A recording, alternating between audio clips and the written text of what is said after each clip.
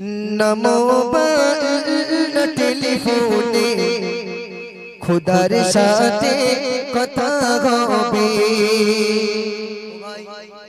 এই মোবাইল থেকে কথা বলতে গেলে এর একটা টাওয়ার লাগে, লাগে তো ভাই? কথা বলো শেষ বেলা একটু লাগে। আল্লাহর সঙ্গে কথা বলতে গেলে এর একটা টাওয়ারের প্রয়োজন। তো এই টাওয়ারটা কোথায় জানে কি? বলছে চার ঘাটে। মারবো মাজাই নাকি এর? হ্যাঁ, টাওয়ারটা কোথায়? আল্লাহর সঙ্গে কথা বলতে গেলে এরও একটা টাওয়ার লাগে। এই টাওয়ারটা কোথায়? খুব মন দিয়ে শুনবেন। নমো টেলিফোনে খুদার সাথে কথা হবে।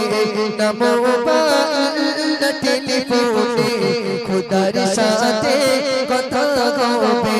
নামাজে দাঁড়ালে তুমি মদিনার ফুল তোমার পাবে। নামাজে দাঁড়ালে তুমি মদিনার ফুল তোমার পাবে। টাওয়ারটা কোথায় তাহলে? বুঝতে পারেননি? মদিনায়। আমরা যখন নামাজে দাঁড়িয়ে যাই কাবার সঙ্গে আমাদের অন্তরটা কানেক্ট হয়ে যায়, তো সেটা হচ্ছে আমাদের টাওয়ার। ভাই, এই শরীর নামক মোবাইলে যদি একটা রিংটোন সেট করতে পারি, মোবাইলে যেমন রিংটোন সেট করি, তো আমাদের জবানে যদি একটা, অন্তরে যদি একটা রিংটোন সেট করতে পারি, আল্লাহ রসুলের সঙ্গে আমাদের দিদার হবে। রিংটোনটা কি? মন দিয়ে শুনবেন।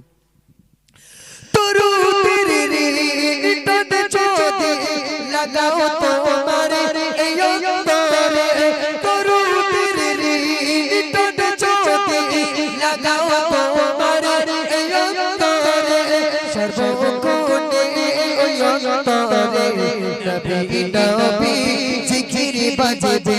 সর্বক্ষণে ওই অন্তরে নবী নবী জিকির বাজবে। নমো টেলিফোনে খুদার সাথে কথা হবে। নামাজে দাঁড়ালে তুমি মদিনার টাওয়ার পাবে। রসুলের রেখে যাওয়া দুটো সিম কার্ড আছে। যেমন মোবাইলে দুটো সিম কার্ড লাগে, আমার আল্লাহর রসুলের রেখে যাওয়া দুটো সিম কার্ড আছে। এই শরীর নামক মোবাইলে যদি আমরা লাগাতে পারি, তাহলে আল্লাহ রসুলের সঙ্গে আমাদের কথা হবে। এই সিম কার্ড দুটো কে বলতে পারবে? কেউ বলতে পারবে? কে বলেছে কোরআন হাদিস? হ্যাঁ, আমার ওই ভাই বলেছে কোরআন আর হাদিস। পুরস্কার দাও তো ওনাকে। পুরস্কার এখানে টাকা এই তো কেলেছে, এই তো এই তো কোরআন আর হাদিস, এই দুটো সিম কার্ডের নাম হচ্ছে, আসুন, বিনা ইন্টারনেটে তুমি, বিনা ইন্টারনেটে তুমি নবীজির দিদার পাবে। বিনা ইন্টারনেটে তুমি নবীজির দিদার পাবে। নবীজির সিম কাটে যদি লাগাও তোমার এই অন্তরে, নবীজির সিম কাটে যদি লাগাও তোমার এই অন্তরে। নমো টেলিফোনে খুদার সাথে কথা হবে। নামাজে দাঁড়ালে তুমি মদিনার ফুল টাওয়ার পাবে। মোবাইলের ফোন নাম্বার কটা? জোরে বলো, তোমরা বলো। 10টা। আল্লাহর ফোন নাম্বার কটা? 3টে। তুমি জানো বেশি? 1001টা।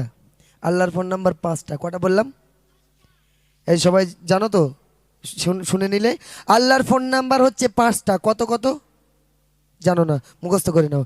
24434 এই নাম্বারে ডায়াল করলে, 24434 এই নাম্বারে ডায়াল করলে খুদার সাথে ভিডিও কল হবে বিনা নেটওয়ার্কে। খুদার সাথে ভিডিও কল হবে বিনা নেটওয়ার্কে। নমো টেলিফোনে খুদার সাথে কথা হবে। নামাজে দাঁড়ালে তুমি মদিনার ফুল টাওয়ার পাবে। নামাজে দাঁড়ালে তুমি মদিনার ফুল টাওয়ার পাবে। এর মানে বুঝতে পেরেছেন? 2-4-4-3-4 মানে 5 ওয়াক্ত নামাজ।